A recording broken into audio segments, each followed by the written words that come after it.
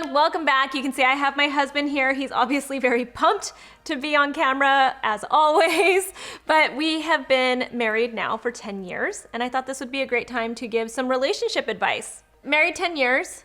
How long did we date before? Year and a half, 2 years. Yeah, something like that. We were engaged for like a year. I was 29 when we got married, but I turned 30 like pretty quickly after that. How old were you? 34? 35. Yeah, so we've been together like 12 total years, but married for 10. So recently on Instagram, when I talked about our 10-year anniversary, I decided just for fun to have people ask questions about dating and marriage and everything. Some of the questions were really good questions, so I figured we would answer this together. All right, so question number 1 is, any advice for newly engaged couples? I think the most important thing is that you give each other space and you're not all up in each other's business all the time. What's that mean? I don't know. Like you don't care if someone goes out with their friends or not without the other. Got that it. Kind of thing. Got it. So don't be like aggressively jealous and controlling. Is that what you're saying? Sure. I mean, it's good advice just in general. I think you shouldn't be controlling. I guess my best advice for newly engaged couples is to enjoy it because I feel like this is the happiest you will ever be in your relationship. Like you will never get this again. And I promise you, will never be as happy and loving as it is right now if you are newly engaged. And if you're not feeling that way, then you need to break up, right? Sure. That was like the most exciting time. Everyone that tells me that when they're engaged that they're like trying to rush into their wedding, I'm kind of like, why? This is like the most fun. This is where you get to be like, like I got the ring, woohoo, I'm engaged. You're actually like really excited to be marrying each other and stuff. And once that happens, like once the wedding happens, you probably have talked to people and they're like, we had our wedding, we had our honeymoon, and now it just feels almost like depressing. Like we did it, this is it, what do we do next? And then a lot of people go into having babies because they don't know what else to do with themselves. So I feel like just enjoy being engaged. It's like this is the time where it's about you two together and planning like this moment of your lives. Agreed. All right, so this woman says she's 30 and still single. Give me hope. LOL. We met when I was 28. I always think about this. I talk to all my friends who are younger and people I work with that are younger and stuff. And I just feel like, especially for women, we are constantly trying to find the one and we make it there's a purpose to dating way too much instead of just enjoying it. That's kind of always my thing. It's like, just enjoy it and don't make like a goal for dating. Like if you start dating a guy, don't immediately start thinking about what your future with this guy is gonna be because we tend to do that. And I feel like guys especially don't think that way. So really it's like, just enjoy. 30 is still really young. I didn't even have my first child until I was 35.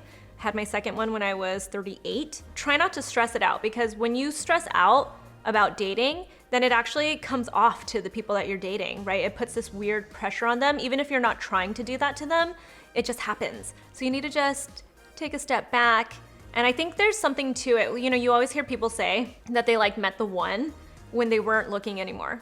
And it's because that stress, that unnecessary stress was just like gone and they just met somebody. Okay, so the next question is, how do you recommend handling money, joint or separate accounts? You wanna go first? Sure. We have a joint account where we pay all of our bills, rent or mortgage, whatever it is, cars, etc. And then we have our own separate accounts. Yep. And that's that. Yeah, it's been like that since day one too. I don't know, I just feel like if you're an independent person, it's really a strange thought to just suddenly like go full in, like we're just gonna suddenly share all of our money. It also makes it feel like there are no secrets. I think there should be like fun secrets, not bad secrets, but like if I buy, like an expensive pair of shoes, I shouldn't have to explain it to him, right? Don't you think? Well, it's not even the less money in the account, it's the boxes that keep arriving. Yeah, you know what I'm saying though, like if you are working and making your own money and stuff, then you should be able to have your own account. That said, it's good to have a shared account, and that's probably where the majority of our money goes. We have 2 shared accounts actually. We have a checking account and we have a savings account that we share. And we, just like according to basically like who's making X amount of money, and we divvy it up kind of like percentage wise. we don't get like really technical about things, but it's like, okay, so now we live in this house that we're renting and our rent is X amount of money. We need to have this amount of money into our shared checking account. The excess of it can go into our savings account. And then, if there's like a little bit of extra, we like put that stuff into our own personal checking accounts. And it's nice because even for things like for birthdays and Christmas and stuff like that, like we can actually surprise each other with gifts and stuff without the other knowing that we bought it. Because otherwise, if we've got everything shared, every credit card shared, every bank account shared, then there are seriously no secrets. And I don't think that there need to be like major secrets in a relationship at all. I think that's actually really bad for a relationship. But there can be like fun me secrets or like fun, like I'm gonna surprise you secrets, right? So you need to have that too. All right, next one. Did you feel butterflies when you first were dating each other? Yes, of course. Yeah. Yes, absolutely. If you don't feel butterflies, I think that's already like a red flag. If you're not dating somebody that gives you butterflies, then you're gonna be in big trouble if you marry that person because you're not gonna get butterflies later. That's for sure. Yeah, it's a good reason to break up immediately. Immediately. All right, next question. How did you convince your husband to start a skincare regimen? Mine won't budge. It wasn't that hard. It's vanity reasons. He had a skincare regimen when I met him. Right. Look at the skin. He has really nice skin, actually. Yeah, this is some really nice skin. He really cares about his appearance.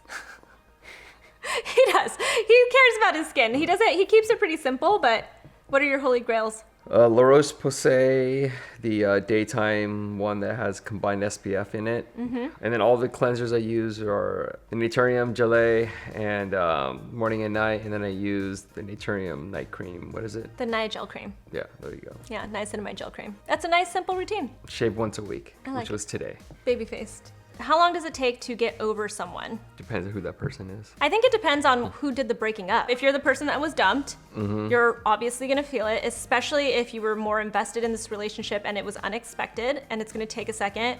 I always find that rebounds are great, not to date seriously, but to help get over it. And truly, I feel like you don't really get over like a heartbreak until you find somebody who you are just like vibing with and you have this realization that you don't know why you were so hung up on this other person. That's always been my experience. Not just in my like personal dating life, but with all my friends and stuff. It always almost like took either a while, like a long time, or they finally met somebody and they realized like this person is so much better. What was I doing? It's accurate. One thing you miss about that before kids life in your marriage. So like one thing that we miss about our marriage and life before kids. Oh, the freedom to go anywhere. Yeah, we used to travel a lot more. We used to just go out all the time, even just to a movie. I don't mean like go out and rage, but like we used to just always, like every evening, we had the ability to go do whatever we wanted. We also lived in this really cute area where we could walk to like a restaurant, like a really nice restaurant and stuff. And so even just like plans separately from each other and stuff, like we had so much freedom to, just like tell each other like, oh, tomorrow I'm gonna go meet up with my girlfriends for dinner, or I'm gonna go get a drink, gonna go to like a sports bar to like watch a game with my friends and stuff. It's like this freedom that you don't realize you have when you're, like without kids. When you have kids, you are strapped to your house. Like you are strapped to your children and somebody has to take care of them. So especially with 2 kids, we're constantly like splitting duties too. So like in a lot of ways, I feel like with 2 kids, we're not even really like talking to each other. It's like one person is managing one kid and one person's managing the other kid. Like we split duties all the time. And if some person needs to go to dinner or something with friends, then that means the other person has to take care of both those kids and put them down, feed them, put them down to sleep, bathe them, whatever. So it's a real pain in the ass. So we don't even do that often.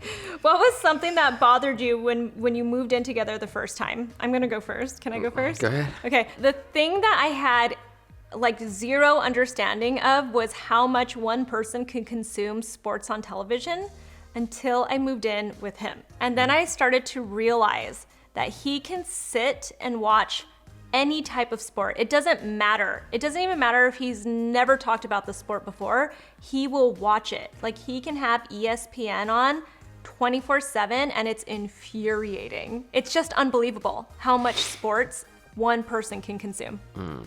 That's it? Yeah. Well, you were gonna have something ruder? No. Oh, what were you gonna say? I thought you were gonna say I'm in the bathroom all day. That doesn't bother me because it doesn't affect my life because you're just, somewhere else. Anyways, she does not know how to put away any dish or anything. That's true. It'll even just be laying on the counter forever. Or, when she sees me put in all of the dishes into the dishwasher and the sink is completely clean, she'll just randomly go and put a dirty dish in there. It needs to soak. That's my mentality.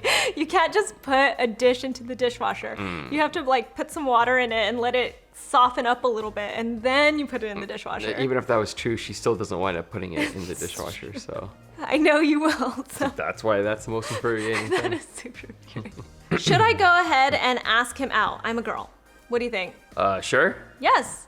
Yeah. I think you have nothing to lose. If a guy is not asking you out, and you want to go out with him, maybe he doesn't know, or maybe he's intimidated. So ask him. That said, if he says no, I always want you to know that you should believe him. I think as women, we really think that we can turn guys, we can, sway them our way. And maybe that's true, but I just feel like the chances of you meeting the person who you are meant to be with is not going to be the person that you have to persuade to be with you. This is something I've learned about men. They will tell you if they want to be with you. From the start, they will be very open about it. I mean, he was like that. On our first date, by the end of the date, he was asking me on our next date. He was planning it already. When am I going to see you again? You want to do brunch on Sunday? That kind of thing. There was just no question that he liked me. And it wasn't in a weird, overly aggressive kind of way. It was just very casual, let me know when you're free again, that kind of thing. It was casual, but I knew he wanted to see me again. There was just something about that, he just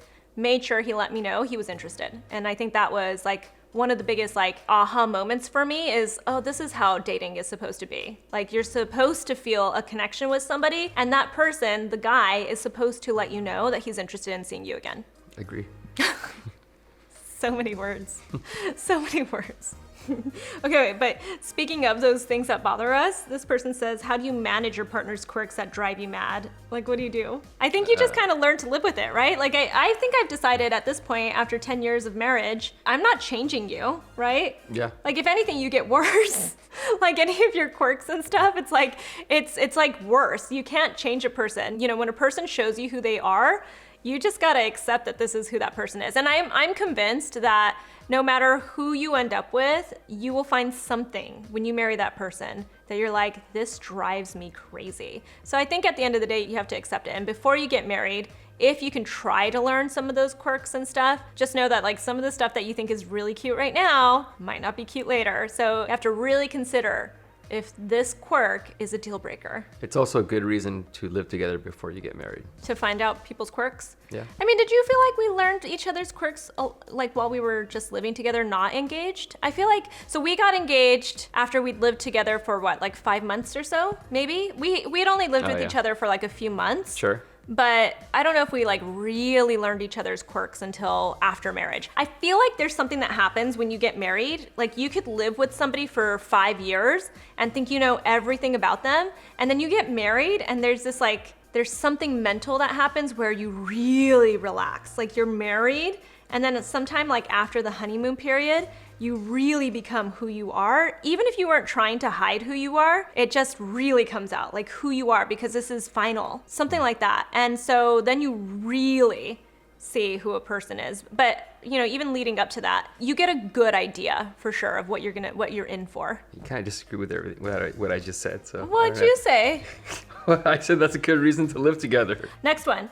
How's the dynamic for a non-Instagram husband? I mean, this is our social media life. He really wants nothing to do with it. He has never been into social media. And I actually saw another question where somebody asked, how did you feel about me getting into social media and stuff? Mm-hmm. So some backstory really quick. When I started dating him, social media wasn't really a thing yet, right? Being an influencer or a content creator, that stuff wasn't really a thing. I was part of the media. I was a beauty editor. I was on camera, but there was no documenting, bits of your life and stuff and putting it on social media instantaneously. That did not exist. There was Instagram, but it was just people posting cute pictures. It was really just about capturing a really nice photo. And it had nothing to do with stories and videos and all that stuff. And I didn't have my own social media platforms that I was trying to grow at the time. So this was a newer thing. This was 3 years into our marriage, 4 years, when I decided to go this route. Right. What'd you think? Was it later than that? It might have been later. It might have been later than that. What did you think though when I started doing it? I mean, it was fine as long as I didn't have to participate. I kind of like it. I feel like it helps like balance our relationship. There's no like trying to compete with like whose stuff is growing faster or having to tag each other or just like, I don't know, just weird stuff about like who's growing and all that. Like it's just, he helps support me on like, you know, like my growth and my content and all that kind of stuff, or just like actually leaves me alone when it comes to, you know, like the content that I'm creating, and he lets me treat it like a job basically. Whereas I think like some people might see it as like, this is like part of their like daily lives, and this is, I don't know, like I've met couples who this is what they do on a regular basis together. I don't know, then how do you separate work from life, I guess? You lost me at the end. I don't know. I like it. I like that he's not a social media person. I think it actually helps our relationship be a little bit more normal in daily life. But I found a trick when she makes you take pictures. This is for all the guys out there, is don't just take 1 or 2 pictures, take like 30. And if it's a live photo, then there's a chance that there's going to be one frame that works. And that's the only way you'll escape a scolding later. I don't scold you. You definitely scold me when I take a crappy picture. That's just because I want a nice picture in general, like with the kids and stuff, and then it's like my head is cut out. Last one, dating advice you wish you knew when you were looking for the one. I mean, this would probably apply to women as well as guys, but I was much more comfortable dating after I figured out my own career and I had focus on that. The one thing I'll say is like when you're in your 20s, you don't really know, you're not that secure in your work, most likely. You're not. I know I wasn't. And then it wasn't until my late 20s and early 30s that I really felt good about where I was career-wise. That confidence kind of made dating a lot easier too, to tell you the truth. So that's my advice for that. That's actually really good advice. I feel like it's sort of along the lines of what I tell people too, is that, especially for women, you know, I feel like so many women are so like constantly looking for the one, and they're not focusing on themselves. Like when you focus on yourself and building your career and who you are and learning who you are, that person that said that, you know, she's 30 and she hasn't found the one, like she's lost all hope. I actually think this is the time in your life where you'll start to feel like, you know, like maybe you're gonna find the one, because between that, like right when I turned 30, like around that time of my life, that's when I personally started to feel a lot more comfortable in like who I was. My career wasn't exactly where I wanted it to be yet, but I felt like I saw like the light at the end of the tunnel as far as like where my career was going and stuff too, and I felt more confident about it. And it's true, it's like that confidence that you feel, I think it radiates, like people are attracted to that. And it makes you feel like you're like less desperate. Like people are attracted to that person who seems like happy and confident, and you know, you just want to be around those people. So I think that translates to dating. Anyway, so that was our dating advice. Tell me in the comments below if you have any questions for us or anything to add to the things that we were saying. You can find me on Instagram. You won't find my husband. He's like on private and like not on anything else. She made me go on private. I did make him go on private because he takes terrible photos of me. Terrible. I would have been on private anyways, but Yeah. she's the one who made me do it. I didn't make you. I didn't make you. Yeah, you did. Anyway, Anyways. you can find me on Instagram. I'm at Susan Yara. I'll talk to you soon.